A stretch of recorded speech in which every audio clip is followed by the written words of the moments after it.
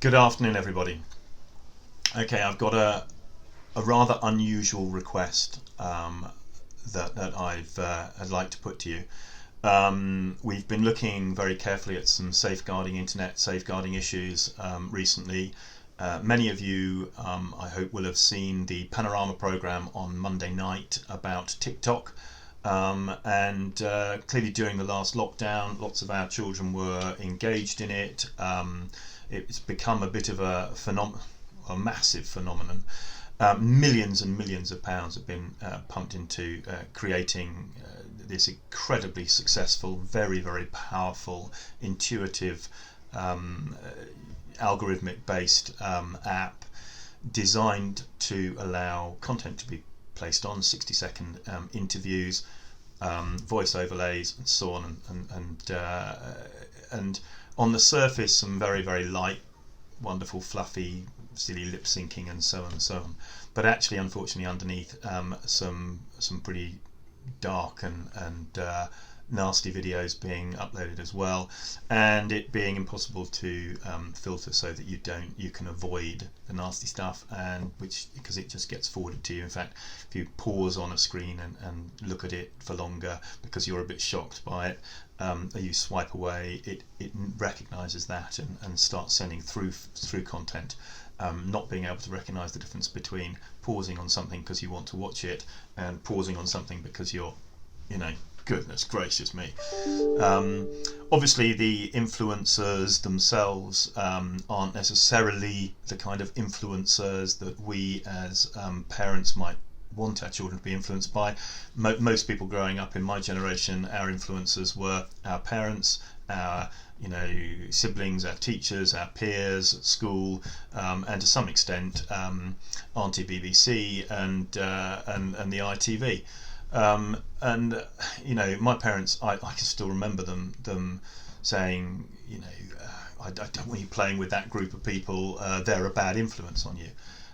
Well, I suspect that those individuals that were being described as a bad influence were positively saintly compared to some of the influencers and some of the people posting content on TikTok. So this is something that I think all parents need to take seriously. So what I'm going to suggest is not an entirely usual approach. I think that, like me, it would be a good idea if every parent downloaded the TikTok app and had a look at it for themselves. There's no real danger in doing so. It's a free app, and you're all over 18, which is the minimum age to do so. So there's no problem there. Users between 13 and 18-year-olds can access the app with parental permission. We know many children in school are doing so. Several of them have more than one account on the app. I'm going to send out some separate literature shortly, which I think will be supportive. But actually, I've spent most of today trying to do videos and write letters, and it's all fallen apart. It's an extraordinarily difficult thing to talk about. I honestly think the best thing we can possibly do, anybody could possibly do, is download the app and spend an hour looking at it, go through it, try and work out how it works. It's extremely simple and extremely intuitive. It is designed to appeal to children, and it works very, very well. I'm not suggesting you put any content on it. I'm not suggesting that you search for any particular things.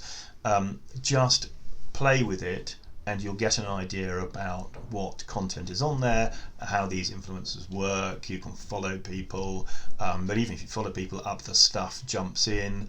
And to give yourselves a really good understanding of some of the issues that I believe are out there, not just in terms of some of the things that are being mentioned as 4 areas that are going to be mentioned on the sheet that I'm going to send out, but actually just on the whole general thing of do you want your children being influenced by the kind of people who are these influencers? Do we really want our children to grow up believing that, you know, if you have followers, then you as the leader have no conscience, no social imperative, on moral imperative, at least on the welfare of your followers. I do not believe that that's a particularly healthy situation for children who are going to go on and lead extraordinary lives, become leaders in their own right, and who will be responsible for colleagues, employees, and so on.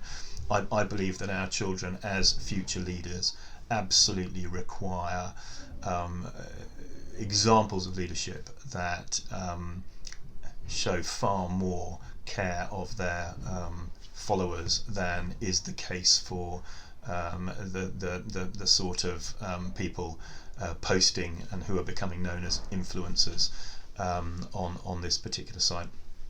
They're not in this in order to develop your child into a better person. That is not their reason, their raison d'etre at all. And I think the only way to see that is to actually use the app. So yeah, have a like I say, spend half an hour, an hour, by the way, is the average time spent by children aged 5 to 15 on the app at the moment. So they can put up with it. Perhaps it's worth doing so as a parent, and making your own minds up. Okay, but certainly, I wouldn't. And I'm hoping that acts to help support you, who, as parents, are being faced with a situation that no group of parents have ever been asked to deal with this kind of situation before in history. Or probably outside of a war zone. Whereby the influences on your child are so far potentially out of your control at times. If you're out shopping and your child sees adults behaving in a way that you think is inappropriate, it's relatively easy to turn them around and walk the other way, get back in the car, remove yourself from the shop or what have you.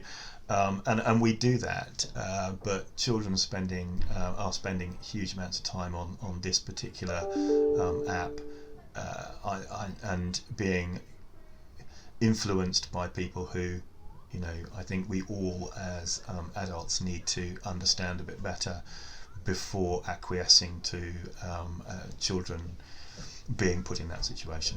Okay, our children are all aware of the safety requirements, the internet safety advice. They can repeat the rhetoric, but sites like this have been designed incredibly cleverly to appeal to that mimic in us, which is particularly powerful in young children who are hardwired to mimic adults and be influenced at that time in their lives.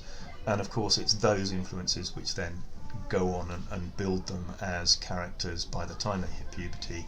That's pretty much sorted, and we want to make sure that this period of their childhood is absolutely exactly what we'd want it to be, and not being influenced adversely by